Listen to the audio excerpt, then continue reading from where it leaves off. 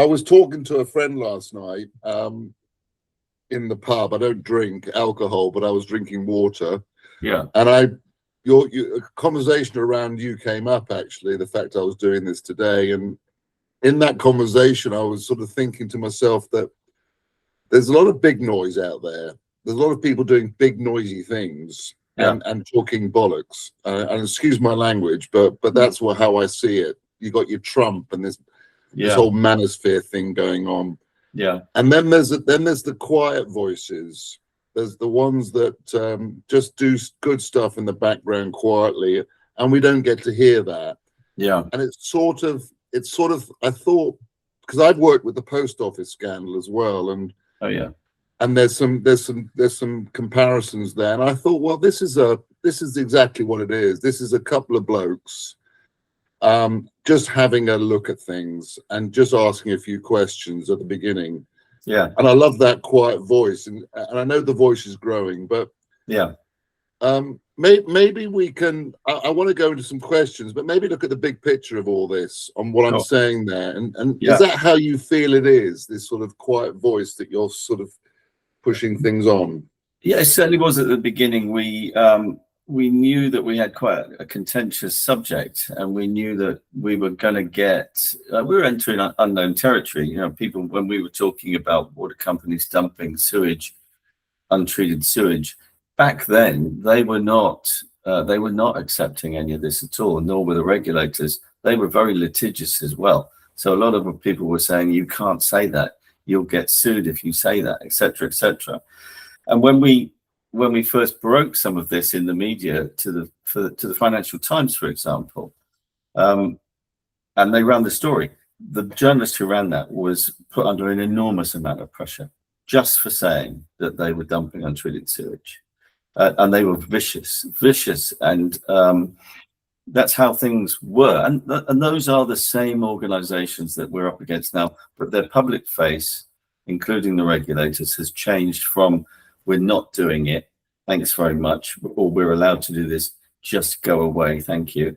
Once we proved it, and we did concentrate on being able to do something that we could control, and we could show the truth about, because the Environment Agency, the regulators, controlled the truth about the state of things. And if they said a river was in a good condition and we said it wasn't, who does the BBC believe, for example?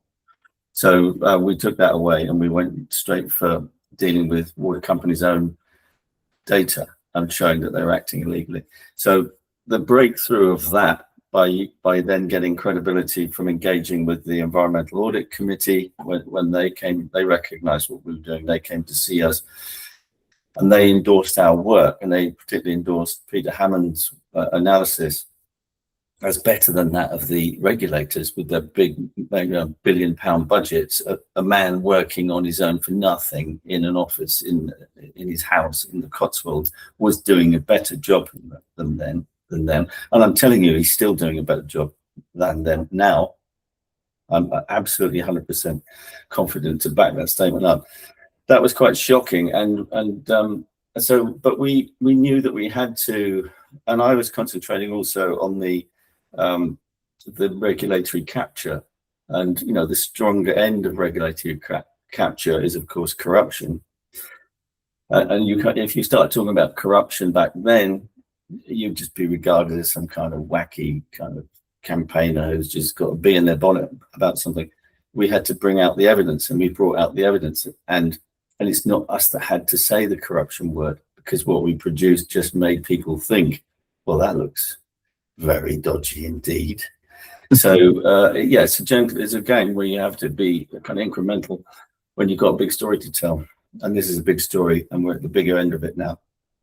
Yeah, it's fascinating, that, and it is that, isn't it? It's just a couple of people, citizens, asking a few questions just to get things, because they're not sure.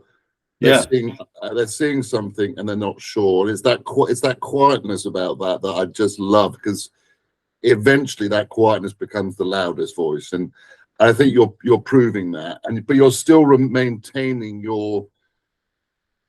the thing that got you going. I think, from what I can see, what you got going, you're still just quietly getting on with that job, and I think that's really impressive. Yeah, we do, and we do it now. We've expanded. WASP is kind of our hub now, kind of a WASP nest of largely retired people who are working for nothing. Luckily, because charities can't afford to employ people like this. They're the top of their game.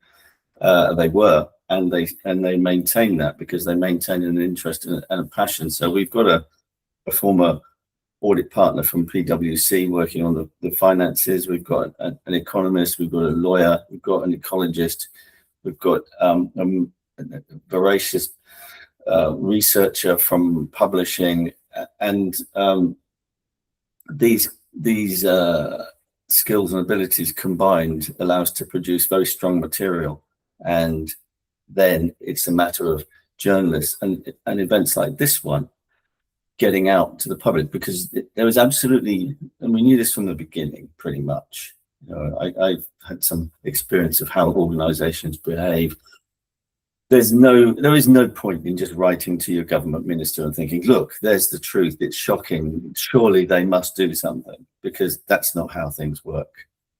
Government, particularly at the moment, I don't think it might just be how old I am now and how naive I was back in the day, but I've never seen a government so in its decision making so distorted by the influence of very powerful financial bodies, and the concept that a financial organization is allowed to give a party a £4 million donation, when we know that there is bribery legislation in existence in this country that says you can't give money to public officials to influence them to do stuff that's not in the interests of everybody else.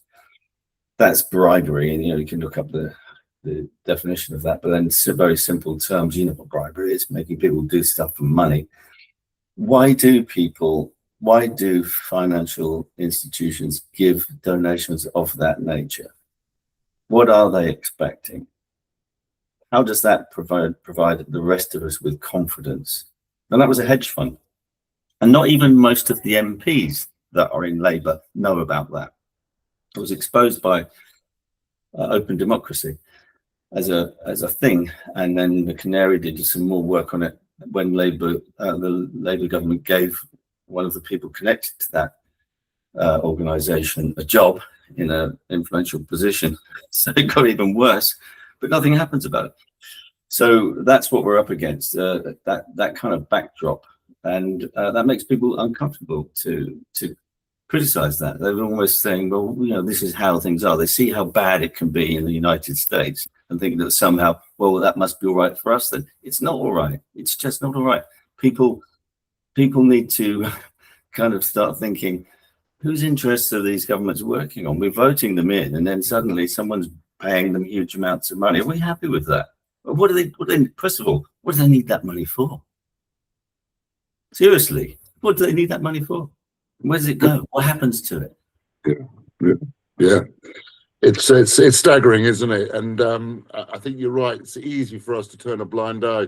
We're kept so busy by the government, working, earning a salary, we're bringing our kids up, whatever we're doing. Yeah. Society keeps us so busy that they hope that we're not going to start poking around too much into this stuff. But yeah, we've got no voice, which is why, at some point, I'd like to talk about the petition that we've launched to get a referendum. And normally think referendum, that might not go as well as you think. But how on earth do you get control of the decision making around water when government keeps saying, oh, it's too expensive, too complicated, brings in money?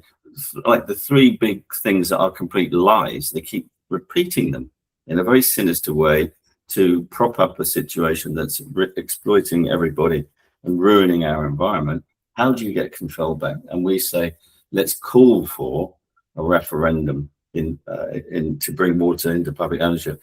And that's doing really well. It's heading towards 75,000 already, but we want 1 million. We want to make government think, actually, okay, we're going to have to take them seriously. We can't just keep trotting out the same old nonsense and hoping that they'll go away, because we're not going to go away. Yeah, good on you. And on that sort of high level still, before we start drilling a bit deeper in, is, so I sent you that thing that I've got from, if I look right, I'm just looking at my questions. This idea that Thames Water may be let off the hook until 2030. Yeah. Avoiding any fines that they might be. So this is obviously something that's relatively, I believe, relatively new information about this. Yeah.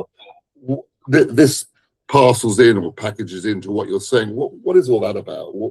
Because that's the referendum there, isn't it? In a way, that's part of it. That's a really critical moment that's appearing around the corner, alongside a deeper and more sinister adoption of that as part of the proposed new changes to legislation.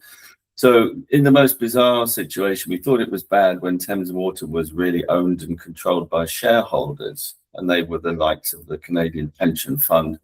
And at one point it was, Macquarie Bank, the legendary vampire kangaroo that is mentioned in Dirty Business from Channel 4. Now that's not even the case. It's even worse, because now Thames Water is being controlled by I think they're described as the two most feared investors. And when we say investment, we can talk about that in a minute, because that's far from what they are. They're hedge funds, and they're called Silver Point Capital and Elliott Management, and they bought distressed debt in Thames Water. So they bought debt at less than it's worth, and they have a method of dealing with this, and they did it. One of them did it in Argentina. They're very aggressive.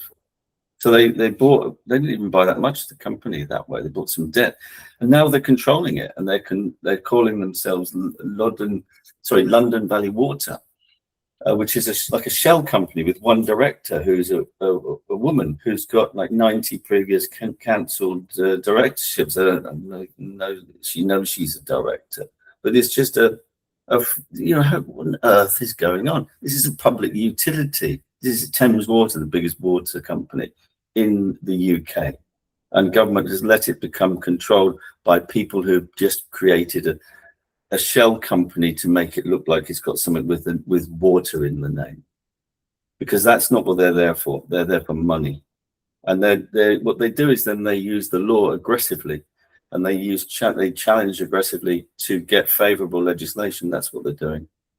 They want to be able to pollute freely, because once they're allowed to pollute freely, the value of that company then goes up in terms of future purchasers, and they can sell that debt for more money, and that's it. Job done. This is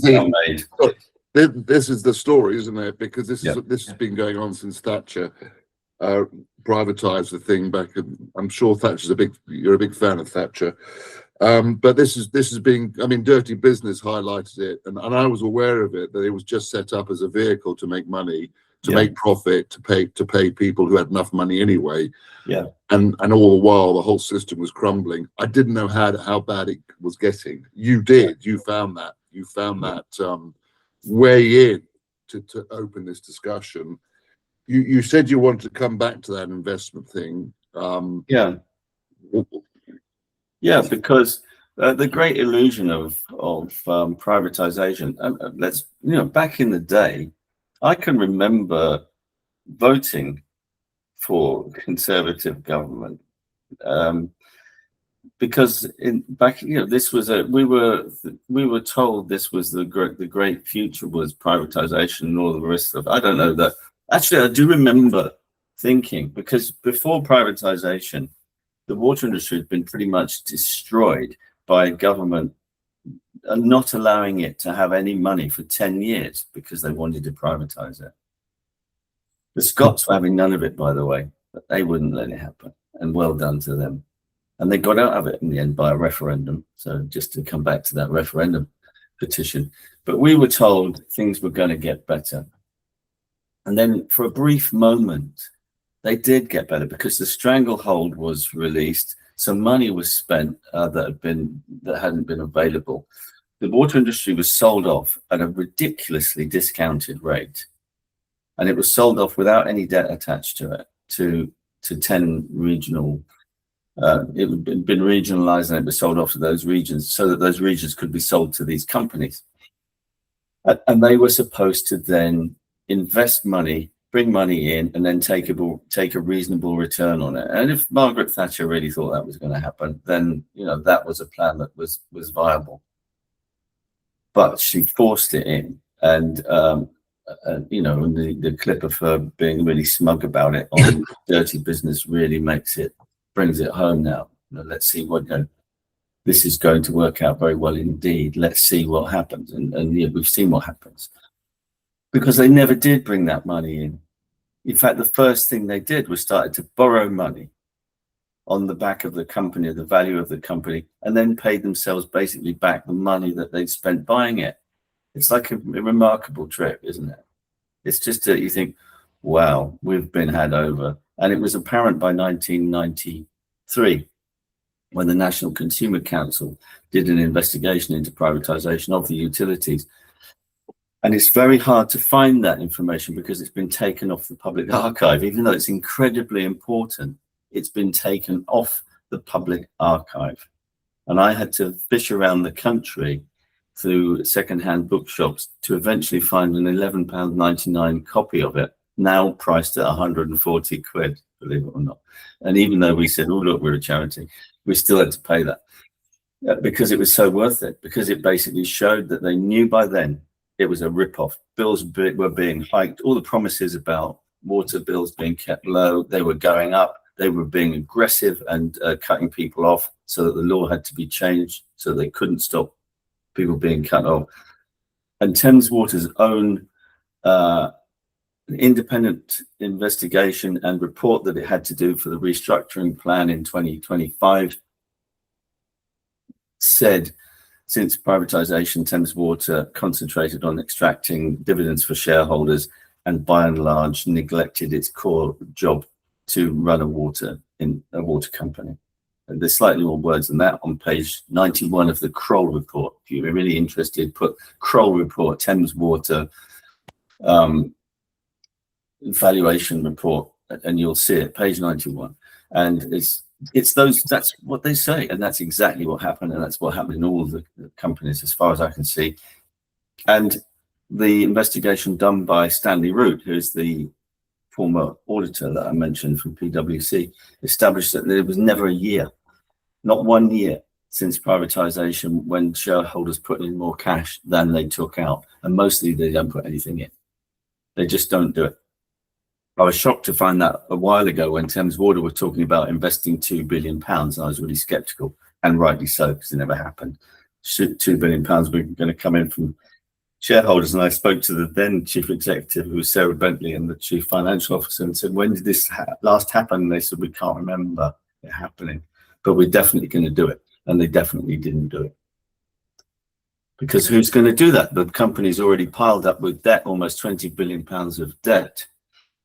So what are you going to do when you put money? Where's that money going to go? And we're now paying 33 pence in the pound to service this scam of building up debt, because they were not content with taking out all of the profit. Normally companies make profit, shareholders take some of that money gets invested back into the business to make the business better and grow. But of course you can't grow a water business, because it's like, that's it. What are you going to do? Make people drink more water, or what? What are you going to do here?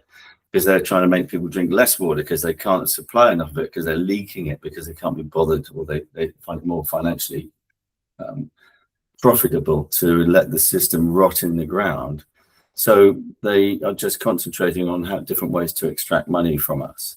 And that's the fundamental problem. That's the problem that will never go away. And that's why we say the only way to cure this is to take the parasites out of our water and out of our water industry, and to make water publicly owned and well run. There's not, we can't just say, okay, make it public and then neglect to give it any targets. Of course, it has to be regulated, but at least the regulator's got a chance, because they're not up against incredibly clever financial engineers and chief executives whose sole mission is to take maximum money out to the people who own it. because that's it. That's the truth of it. There is no other. Oh, but let's say it's also for the public benefit. That's just fantasy words and nonsense to try to buy more time. The reality is you can only do this by a brutal recapture of our water for ourselves, and it's water after all. It's water. Who's going to give it up? Yeah. Yeah, it's become it has been a financial instrument, isn't it? A financial a plaything for the wealthy to to use the money as they wish, and all while, because I'm in your region, I'm a Thames Water customer, and on a personal level, I've just seen those bills rise and rise and rise, and I sort of in the back of my head I knew why it was going on, and I was a bit upset by it, but I didn't do what you did, and that's the impressive part. You've actually made a stand here, and you've immersed yourself literally in this topic. I can tell you've got all sorts of references. It's amazing.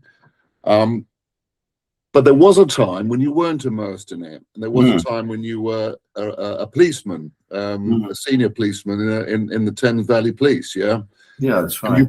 And you probably just turning the tap on and drinking your water without thinking too much about it. Definitely. But there was a time when that stopped. You started asking questions, and I'm quite interested in that moment in time, when maybe 10 years ago or so, when you first started to think about this, and what was the spark actually? What really got you thinking along these lines?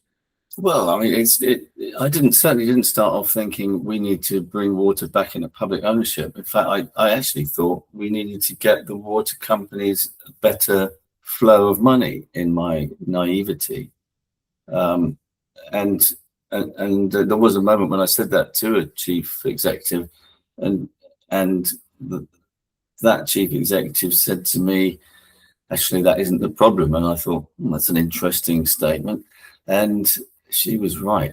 And I think we started when I moved where I am now, which is very near to the River Windrush in Oxfordshire. And I saw a river, arrived here and thinking, I'd spent my life, I once was a very keen fisherman. I did a lot of scuba diving, underwater photography and stuff.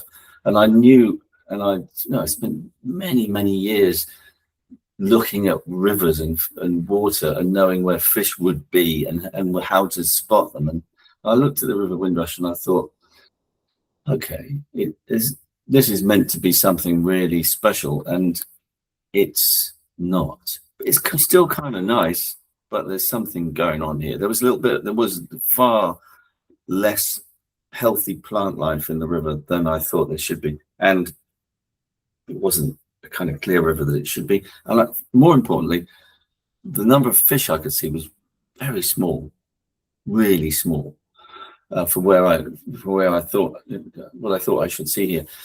But we came here to renovate a house, and that was a big project. It was a major project. We took a roof off a house and built up and put the roof back on, and we did a lot of it ourselves, and it was all consuming. But in the meantime, I was walking the dogs across the river twice a day. So I was crossing that bridge over the river 4 times a day, and looking and observing that. And then the first year, seeing fish under the bridge coming up, barbel, which are kind of a big fish, can be quite a big fish. Maybe think of something about 2 feet long and very silver and shiny if you're not a fisherman. And they're spawning, they roll onto their side and on the gravel, and you see them flashing, and the sun flashing off their bodies. And I'd seen that many times before in other places. I knew what was going on. And I think there were 5 barbel that year and a couple of chub. And next year there were 3 barbel, from memory. And then the year after that, there were none. And every other year since then, there have been none. And barbel are one of the fish that do stop spawning successfully when gravel is polluted with silt and slime and algae. And that's exactly what sewage pollution causes. Meanwhile, the trout, which spawn at a different time, and therefore the gravel's not impacted in that way, much more successful. Ironically, you think trout, must be okay. No, it doesn't work like that. The grayling and the bar will go first. And there is still grayling here, but they're surviving in a spot just as far as possible below Bourton on the Water sewage works and just above Burford sewage works. So I don't know what that tells us, but I'm not saying that's a scientific thing, but that's what's happening at the moment. The Fisher just below Bourton sewage works that were there for a long time, the good grayling population, it's all gone. And the Environment Agency says nothing about it. When they come back, they make a big song and dance about it, like they did somewhere on the River Trent. But when these populations go, they keep quiet. And that's been a problem throughout, that the Environment Agency has been hiding the truth from the public. Fascinating. So there was yeah. Come on, sorry.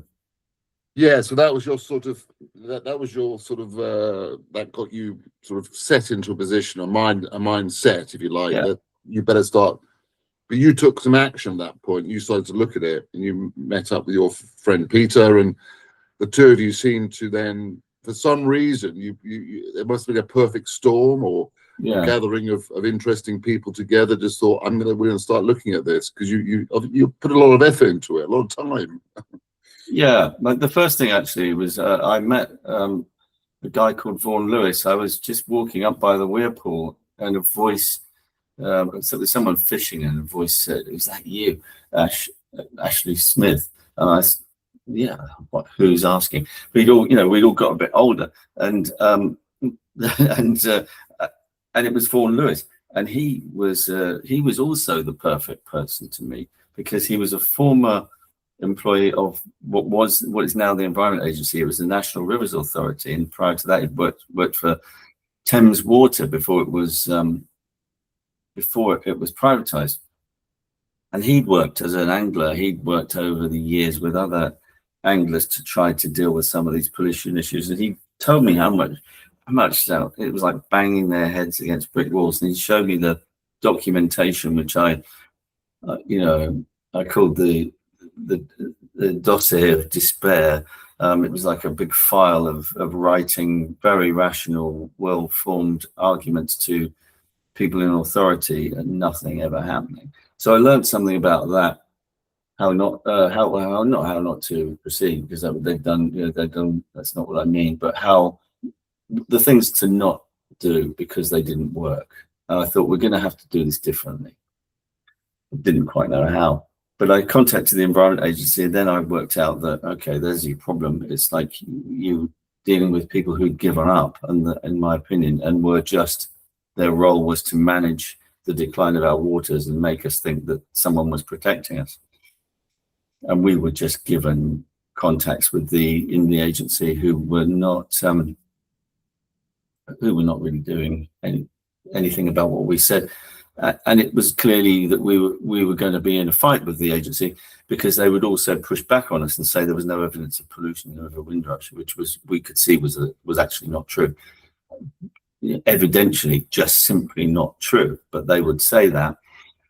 And I thought, well, we're going to have to deal with that, because they would go on we would put something up on the BBC about how, here are the signs of pollution, here's what's going on, isn't it? What are we going to do about it? And they would come back with, there is no evidence of the pollution in the River Windrush. And that's quite an insidious thing to do, because for most people watching that, they think some campaigners bleating on about a river, the Environment Agency says it's all fine, and we must be able to treat that with great respect, because that's the Environment Agency. That's the body that's established to protect our waters, and must be very professional, etc., etc. Well, it turns out that that's nonsense, and we had to destroy that credibility, and we did. And we also showed how captured they have been often through the revolving door of employment. And there's a very good example of that in Dirty Business, on Channel 4's Dirty Business, one of their directors of operations. And I'm not going to say what that's about, because that's a spoiler, and it's very interesting. And if you haven't watched it, if you have watched it, you know exactly what I mean. If you haven't watched it, I suggest you do, because it really will open your eyes. Yeah. Well, there was that revelation that it was a self-fining, it was wrapped up in itself, wasn't it? Because the water utility business had a say in the environmental agency, and any fines that were coming through were funded by the water people, or they were, it's flow of water is the story, but it's the flow of money, as you said Yeah, earlier, it's the isn't flow of it? money. It's Yeah. where the money's ending up and who's getting hold of it, and why they're getting hold of it, Yeah. and what's happening because of that money. So that's a really interesting analogy, isn't it? That flow. Yeah. So you unearthed, well, you maybe didn't or did, that relationship between the agency and the water utilities. What did you sort of get to the bottom of that in the end, to your satisfaction? We're still dealing with that. There's a very good example. People we've been dealing with. We deal with various sources in the water industry and the regulators, but we don't. There was a dramatic. How do you say that thing? A dramatic vehicle or a dramatic effect in Dirty Business, where they show a whistleblower talking to us in a lift. Well, that's not, we're very discreet about how we engage. To give anybody listening who wants to talk to us, we're very discreet, extremely discreet. You can talk to us, and we won't let anyone know who you are unless you want them to, because at the end, Rob Forrester, who was the whistleblower, the brave whistleblower, then wanted to be to actually put his head above the parapet. So where the writers of Dirty Business had portrayed him as a woman, he's a man, and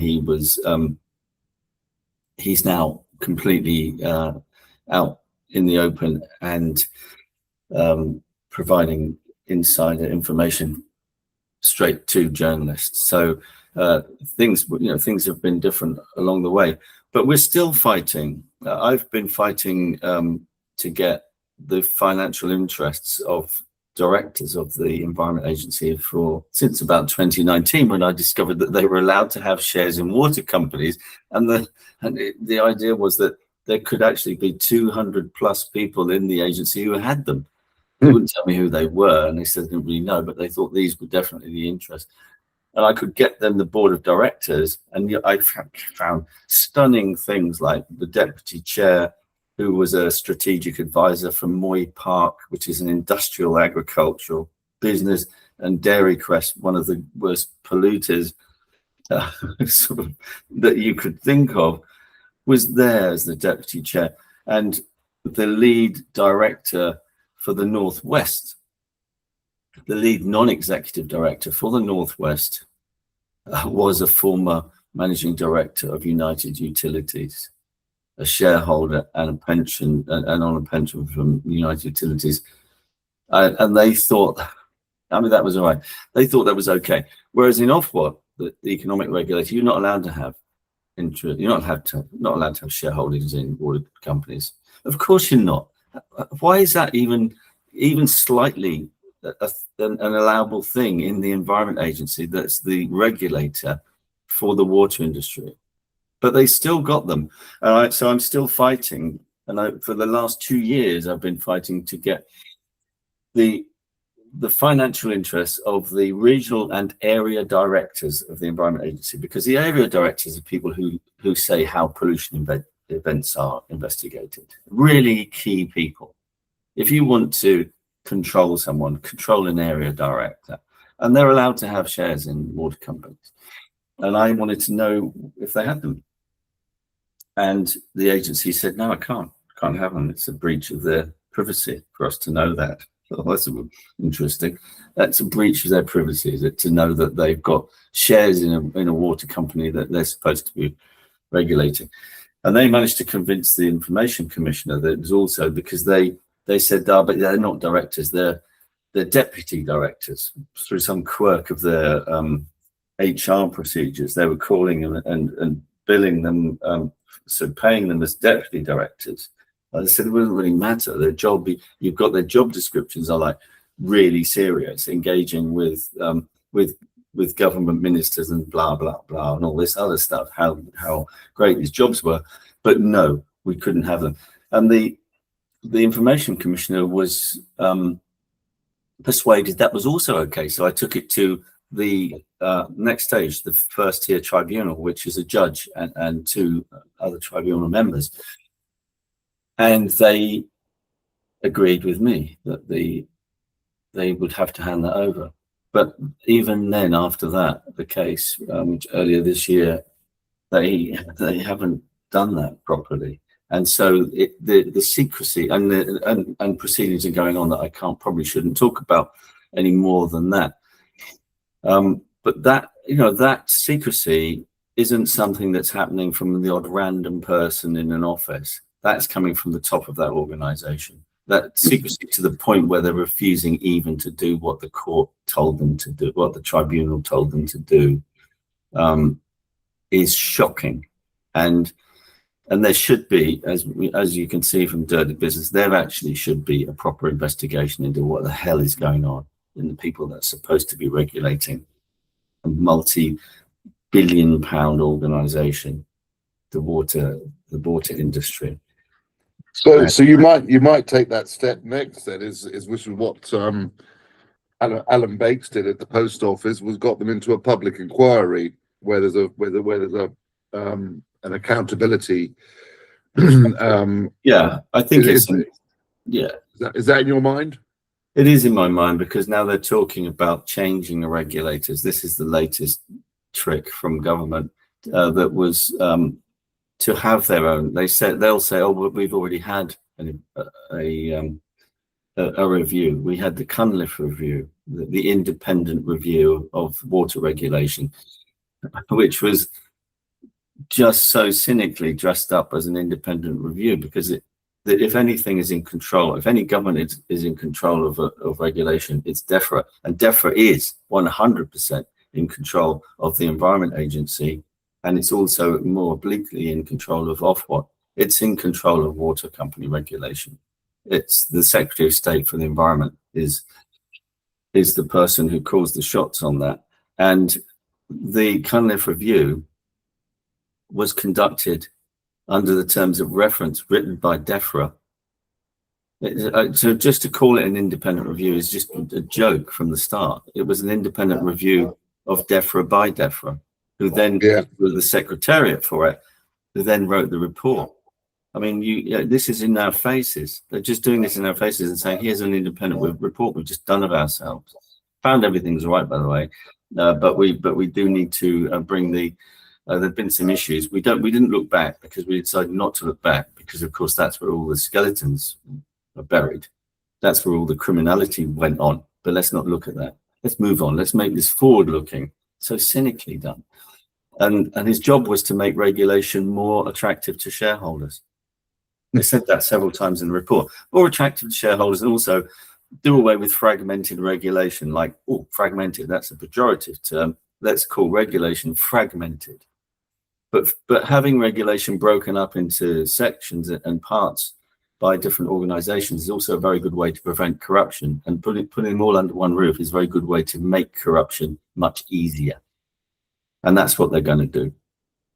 They're going to use the people that are already captured. Let's call it captured for now. And they're going to make them the people under one roof. And their primary job is going to be to make sure that the water company flow of money is sufficient to keep those shareholders happy. And this is where the great illusion happens, because the illusion is that shareholders bring in investment. And shareholders don't bring in investment. They own a section of the company for a bit that they're going to sell. And all the investment comes from bill payers' money. And with that bill payers' money, the way they take money out through dividends, and now through the actual, now dividends became a bit too obvious. So now they take a lot of it out through loans, through interest paid on loans. And at the moment, Thames Water, we're paying 9.75% plus fees, possibly taking that up to 20% for money for a payday loan for Thames Water. That's what's coming down the road. And that will be what we get if we allow government to bring this new water bill into an act, because that's their job, is to finally control regulators really, really well, and also to silence the people that have become the de facto regulators, which is us and other groups like us around the country who are using our investigatory powers under open sources through Freedom of Information Act and Environmental Information Law. They want to shut us down, and they want to give the people in charge of the water companies, the big financial funds, they want to give them the freedom to pollute for profit. And they want to do it under the law now, because doing it outside the law is irritating for them. So they want to make it impossible, which is why there's this tentative attempt at that with Thames Water. Give us a break from fines because you're getting in the way of progress and growth and all the blah blah. It's a massive con trick that a lot, and we're paying for all the PR. All the PR to sell this to us, the victims, is being paid for us, the victims, in our water bills. It is the perfect scam being done by very, very clever financial engineers and very clever PR people. Yeah. So it's and there's real life drama, life horrific drama, death. I mean, and illness, and there's a medical element to this. There is, and there's a financial element to this, and that to me, in my mind, is public inquiry area. And I think that's probably where it's got to go. Actually, COVID had it, Post Office had it, they all get it in the Grenfell Tower had it. Yes. This is on a grand scale over an extended and very long period of time.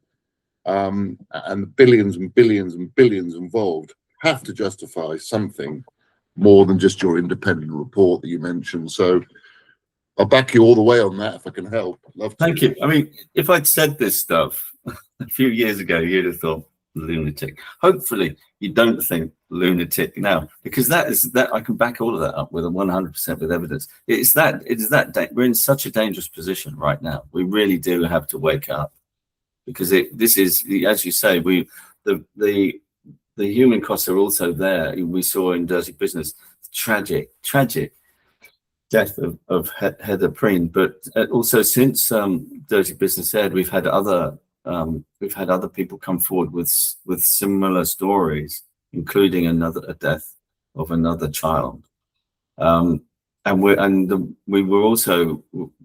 were given more donations on the back of Dirty Business, and we're going to use that money to expand. We're already doing investigations about exposure of the public to harmful bacteria and resistant bacteria. We're doing more work on that, and with the families who have been affected, and we think there are many more actually, that because people just don't make the association, and it seems like the authorities that have investigated the examples we know have not encouraged that connection to be made with the water industry.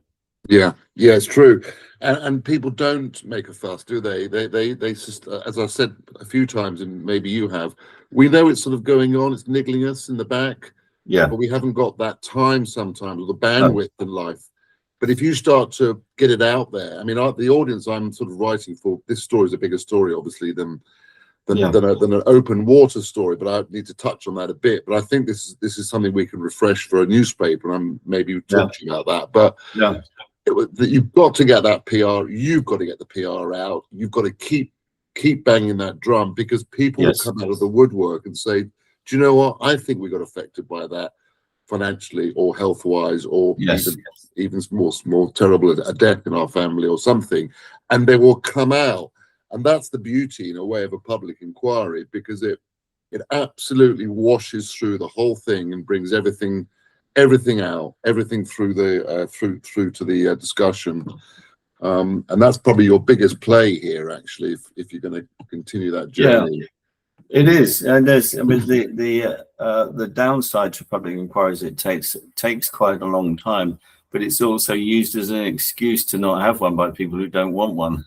It's going to take too long, or let's just forget about that and let's make some improvements and throw a little bit of money at you and a few NGOs who can then go and clear things up on a river somewhere and keep everyone happy financially. Well, we've always refused to take that kind of money, because we've seen what it does to big NGOs who've become dependent. They need to pay a lot of wages and they need money, and we've seen what that money does. And we don't like it. We're never, ever going to take it. Good on you. So we've talked a lot around the bigger topics, and I think we could spend for hours here, but I'm mindful of time. In terms of this, so I've got an audience that, because I'm an outdoor swimmer. Yeah. I'm like you. I love my outdoors. Yeah. I found it recently. I was a big heavy drinker. Stopped all that nonsense 5 years ago, and Right. I'm out there in the water now, and I love it. It gives me Yeah. it releases all the anxiety, and it Yeah. gives me a place to be. Yeah. So water's really important to me, and to the people I work with, because I work with a number of events, a number of publications. In terms of the message, maybe for people who do use water in that way, that you're a scuba diver, there's kayakers, there's surfers, Surfers for Sewage is a big organizer, or Surfers Against Sewage. We work with them. Yeah. In terms of that sort of message, maybe to the outdoor kind of people who want to use water, what can you say to them to give them some reassurances of where this is all going to end up at some point? Right. Well, if you don't fight, you can end up, continuing using water until it's in such a disgusting state that you're going to get sick and it won't be usable. But we've never said to people, keep away from water. It's too dangerous, because I think that's not our position. Has been no, don't tell people not to go in the water. Tell the water industry not to stop treating it as a toilet, and fight for that. You've got to fight, because it is such a beautiful thing. We're getting used to it looking shitty and still carrying on using it. And that's, we've got to say, no, we're going to end that. But in the meantime, you can tell when it's most dangerous, because you can use many of the apps, like Surfers Against Sewage app for the coastal regions, and all of the local, the water companies are obliged to provide live data of when they're dumping untreated sewage, and some of them are better than others. Thames Water, actually, in our area, and they were the first to do it, and it was done under a time when there was a CEO in place who didn't last long, who was up for transparency, and a director of sustainability who was up for transparency.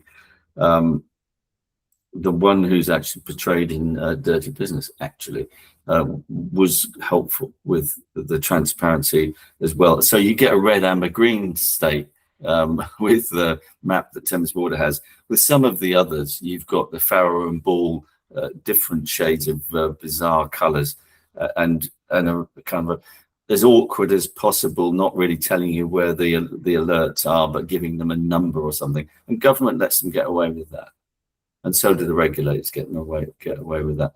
And you've got to just fight that locally. Just say, look, you're putting our lives at risk. At least have the decency to tell us the name of the place so that we can protect ourselves. And they've got to be made responsible. And we've got to make it clear to water company bosses that if people do get sick, the liability falls back on them. And let's do away with this. It's got to be a very high bar for water company bosses. Why has it got to be higher than any other criminal? It's normally sufficiency of evidence and public interest tests that are there for the CPS. Why has it got to be something special for water company bosses? Let's get rid of that rubbish, because waste company bosses are routinely prosecuted, get custodial sentences, and have the Proceeds of Crime Act levied against them. Why not water bosses? Because that's who should be fined, not companies, because company fines are paid for by the customer. We need to be doing that. That's why nothing changes. Yeah. So is there if I go into the sea or the river and I get sick in the UK, what have I got to do to get me some redress? Well, I think things have moved on now a little bit, because certain things that can be attributed to, generally the trick was, let's not take any samples until a couple of weeks after. They still do that. That's a very common ploy in the water industry and in the contractors that are paid to do this work for them. And those are all people that are welcome to talk to us discreetly. They get sent out. Go afterwards. Don't look too hard. If you see this stuff, don't record it. Just record at the bare minimum and do it when the stuff's all gone away. but we can still trace. There are certain things like E. coli 0157, which was the one that killed Heather Preem. It's very dangerous. Does it? You know, you also need to be susceptible to getting the most severe effects from that. But it's linked to, and they'll say, oh, it's linked. That's a link to cattle and so forth. But it's also it's common. We're doing some work now to show how it does appear in sewage. But E. coli is also one of the defining factors for bathing water quality. So that's what, when samples are taken, they have to have a certain amount of coliform forming units in samples of water, and it has to be under a threshold. And so when these thresholds are breached, you can show that by taking, if you get sick, the water samples should be taken, but you should get your doctor to start thinking about that. And also we know that work can be done around DNA, showing that the bacteria have come from human sources. So and also, actually, you know, reality is that some sewage works also take waste from abattoirs, so they can be animal sources and they could come from sewage works. So we're getting more sophisticated with those sort of responses, and that's the sort of work that WASP and others are doing to try to make a much more sort of a more convincing chain of evidence to be able to prove this. And I'm hoping that the chief medical officer, who's also very interested in this, will want something that will show that is the case as well, because I know there are concerns about how sewage can be a vector for the next pandemic. So it was certainly looked at very closely as an indicator for where the pandemic was in the last outbreak.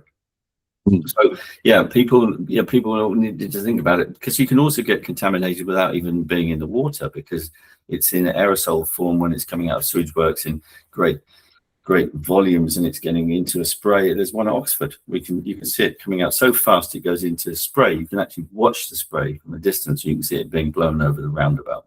They're breathing that in as they go along, and there's no signing, there's no protection. The water company doesn't have to do it, so it doesn't do it. And there's just the tactic so far has been pretend it's not us, and just make it awkward for people to be able to prove it and just deny it, as South West Water tried to do with Heather Preem. So you've got so much to go at here.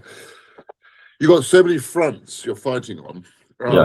That it's almost mind-boggling. Actually, I don't know quite how you keep it all together, but you obviously do. But it must bring you down, mustn't it? You must find that you're chasing, you're going up rabbit holes here and there, and you're coming back again. You're going down another one over there, and it would, it could bring you down. I just rely on that kind of bizarre phrase that I learned when I first joined the police. If you can't take a joke, lad, you shouldn't have joined. So I just think 2 fingers up to the offenders. I'm not giving up. Good on you. I think that is an incredible message.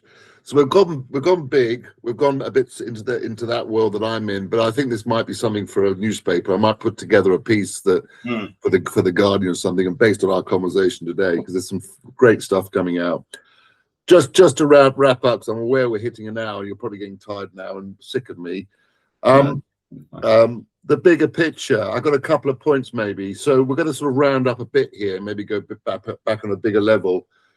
Do you think, if you boil it all down now through our conversation, what you've been doing for such a long time, is it about, is the water pollution crisis, is it about infrastructure failure, regulation, or political choices? Where does it really lie, this? They're all involved, clearly, but it is ultimately, it's a political choice right now. The political choice is not to look at the evidence and to make the sort of radical change that would put us back in step with the rest of Europe and the world, as in thinking, blimey, if you put water, a monopoly, into the hands of people whose job and desire is to work out what is the worst possible scenario you lot will tolerate before you rebel, why would you do that? If you don't address that, and you're just going to protect the people who've got their teeth into it, and they're so keen to keep their teeth into it that they're going to threaten, bully, cajole, bribe, and anything else they can do to you to keep it, you need a robust and a well-educated, confident, the sort of people you think would be governing a country is what you need, actually. But I think we've, you know, if you still think that's what we've got, then I do envy you for your position. No, for your, for where you are, because that's probably a happy place to be, because that's not where we are. And if you go outside the door, you'll see that in every aspect of what goes on. We're a very wealthy country. We've got a load of money, and we've got far more money than we ever had when we built the water industry, because the water industry was built with public money. And it's always been public, it's always been Bill Pay's money, but it was built when it was under public ownership, and pretty much after it was privatized, not much happened to it. And if you doubt that, look at Google Earth and Google Earth historical imagery, all of the stuff, the good stuff that was going on, the picking up of little villages here and there and putting them into sewage works, that all stopped by and large when privatization took place. So that was, that money, all the great road projects that were done back in the day, you think, well, there weren't that many cars on the road then. How did we get the money? We did it. And now we've got loads of cars on the road paying loads of money through fuel and other taxes, and look at the state of them. And realize that what happened was privatization got its teeth into everything. When you take your dog to the vet, realize that it wasn't always like 150 quid to have someone tickle your dog's belly and say, oh, he looks like he's got 4 legs. And that's, that wasn't always like that. And it isn't always like that. There are still vets around the country who don't work for these big organizations that see your animal as a vehicle to getting more money out of them. Every aspect of our life is now tainted by our value. Our value as consumers is so remarkable that very, very clever shareholder-led entities want you. They've got you with water because you cannot give it up for January. So true. It's so true what you say. We are just a commodity, and that has become more and more relevant because of social media. And we are a commodity on social media, and we're a commodity in terms of all these services you're talking about. Yeah. And I think it's a pretty despicable place to be, actually. I mean, okay, it's progress. Maybe it's within that somewhere there's progress happening, but I think it'd be great if someone could point that out. I do think I agree. One thing, coffee's nicer now. Coffee's better, but coffee's not yet been taken over by private equity totally, has it? But when it is finally, and all the little independent coffee shops are gone, and you've just got one coffee supplier, expect it to be turned down to the crappiest rubbish you can ever tolerate, and the most money you will pay for it, because that's what's coming. Served to you by a robot. Made by Tesla. Very last point that we'll get on. So I'm going to ask you a really simple question here, and then that'll be a nice wrap up. If you were to revisit the Windrush in 10 years' time, what would success look like to you? So complete your journey in a big circle. It would probably go back to what we've got a video of that was taken in 1998, because video evidence was pretty rare. Everyone expects you, if you say something now, you think, well, where's your video evidence, and how do we say it's not AI? So, but what we had back in the day was somebody going out with an analog video over their shoulder, taking a video for an angling club in 1998, and in Whitney, it shows a beautiful clear river, looks like tap water. The gravel is so golden that when I first had it converted to a file, I thought they got it wrong, and I thought, oh, actually, no, I've got it wrong. But that's what gravel looks like when it's not covered in slime and crap. It was clear, it was brown, golden brown gravel with lovely green, healthy plant life, not algae, plant life. And there were fish swimming all over the place, and there were big fish, shoals of barbel. That was Whitney. That was Whitney, the bottom end of the Windrush in 1998. And then I went back there a couple of years ago with the same guy who did the filming to make sure we did this the same. We filmed it again, and I think this is shown in Dirty Business. It went from beautiful and clear to just grey. I mean, grey water. And then we're now being told that that's because of a geological fault by the Environment Agency. 60 million year old geological fault. It was the comedy moment, because that was defending the water industry for what they've done. And it's shocking. And so it'd be, what would you like? I'd like to see it go back to what it was and what I know it can be, what it should be. And that same vision there'll be people listening to this thinking that's exactly the same in the river in my area, because it's the same process. And we saw it happen again with someone called Hugh Miles, documentary maker for the BBC, sent me some video he did in 2006. The river was going downhill by then, but he still sent me, it was video of barbel and chub feeding underwater, and they were being fed by putting hemp seed, which is little seeds from the cannabis plant, actually, hemp seed, but it's like it's not a drug, it's hemp seed. Fishermen use it commonly as a bait, and so it doesn't show up much, but it's a great way to attract fish to film. And he did, and these barbel and chub were feeding in amongst the weed. It was lovely, slightly more coloured river.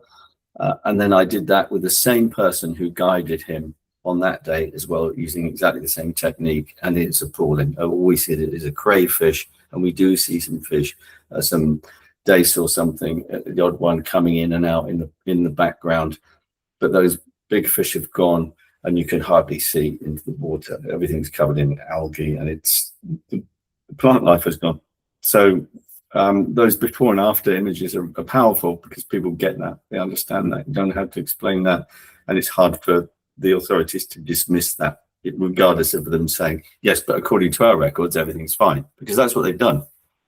They've said all the plant life is pretty much visually gone in the Windrush, but they say, according to our records and our studies, the plant life now is slightly better than it was when it was great.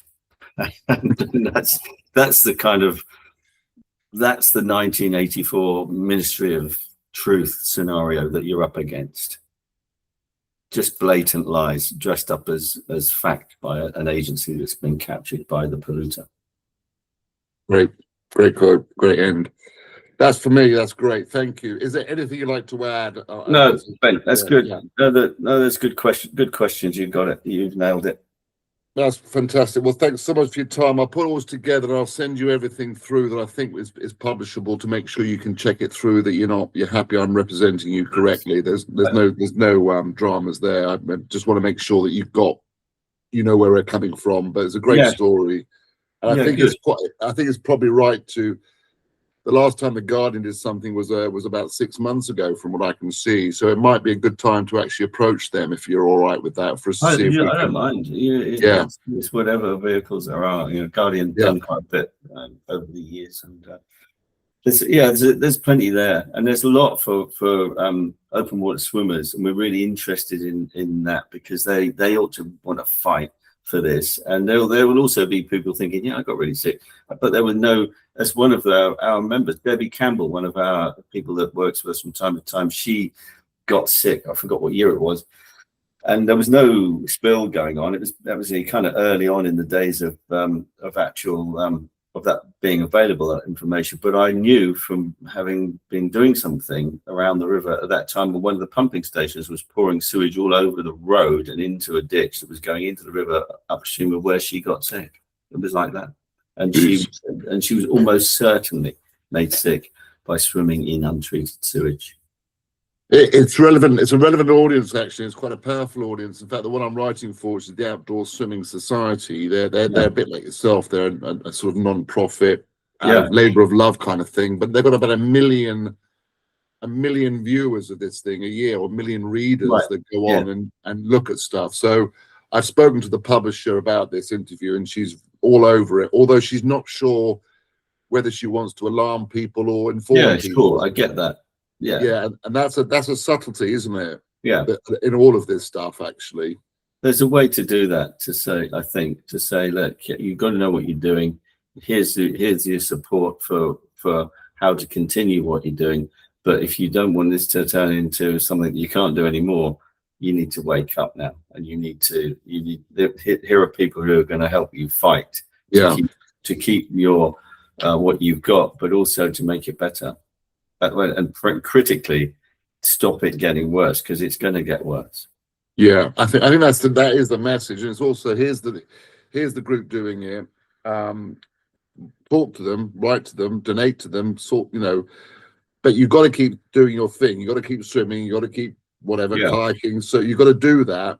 Yeah. But be aware and support the initiatives that are worthwhile, which is certainly yours. So it's the Jaws thing. It's the Jaws. We were talking to oyster fishermen on Friday in Whitstable, and the same thing is for them.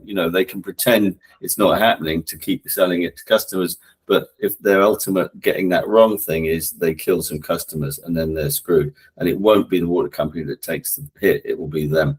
So you've got to force that water company to stop doing that. A really, really interesting point where the liability starts to fall, isn't it? Yeah. If someone's arranging an event on a river, whatever it might, Henley Thames, the marathon, the swimming thing they do down there. Christ, if someone does die because of that, liability ends up with the organizer, not the government or the utility companies. Is that what you're saying? And we're changing. If you do it knowingly, you've got an implication. We had a raft race. We do a raft race in the river, or the village does a raft race in the river every 2 years, and it was out of play for a couple of years. The first year when it went out of play, they did it in Zorbs, those plastic balls. But we did it last year for real, and we knew that we've got things put in place that make it less of an issue, and we got it sampled before the event, and we ran it, and people are told that what's going on, and we ran it, and it was very successful, because we want to reclaim the right to do that, and force the water company to have the liability on their doorstep, not ours. We're saying we're doing that because you're saying you're not spilling, therefore it must be okay if you do that. It's down to you. Yeah, so they made sure it didn't happen. So it's a proper fight. But you got it's the Jaws scenario, but the shark is in the water, but you don't have to swim when the shark is in your bit of the water. You just have to make sure eventually everything is safe. And the liability is emphasized, and people report it, and they use their illnesses. They use when they get sick. This is what Chris Hines, when he formed Surfers Against Sewage, he was regularly violently ill. I mean, he used to come up with sewage debris, with sewage on him in the sea. Back in the day, still like that, but you don't. You can make sure it's not like that when you're surfing now more easily. But people will be getting sick. They will have stories. They will have evidence, and they should use them. Yeah. I know that they won't know what to do with it, but there are people who know what to do with it. Yeah, that's good. Yeah, I like that. They've got a channel. Then I got ill. I saw it visually, or I got ill. I know where to put it. So if we get your name in front of those people, it just starts to build that voice, doesn't it? Yeah. We support what they want. We want to protect what they want to do, because that's the world we should be living in. Yeah, fantastic point. Well, that's great. Look, Ash, thank you so much again. I can see your dog is desperate to get out. No, he's right. If he wants to go out, he'll bark and tell me. He's being polite. Being polite for now. Polite dog. My dog's trying to get in. Your dog's okay. Anyway, cool. It's lovely stuff. Look, I'll be in touch soon, and thanks again for your time. Yeah, and any help you need, seriously, from my side, for that journalistic kind of involved with this world, public inquiries, whatever. Yeah. Just draw me in if you need. But I'll be happy That's to cool. chat. Yeah, Yeah. I like it because we need numbers on this petition. You know, we want Yeah. that. Want that. Definitely. Make it as easy as possible. People have got to have it like click here, and you don't have to think too much about where to get things. Just click, and there it is. That's what we kind of aim for. Great. Well, Cool. let me know. Lovely. Thanks again, and have a great Thanks, day. man. Good to meet you. Thank you. And you. Take care. Bye bye. Bye bye. Cheers. Bye.